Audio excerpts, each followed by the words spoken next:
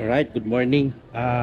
Katapos lang natin mag-install ng Save the Children. Meron kasi ditong discussion yung Save the Children regarding about, siyempre, sa mga rights ng mga kabataan ngayon. So, napaka-importante ito. Itong event na to is napaka-importante. Para sa mga schools no, na may mga batang kailangan ng protection.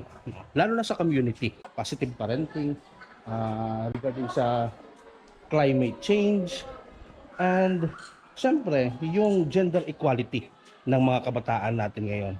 So, nandito tayo ngayon sa Javier National High School.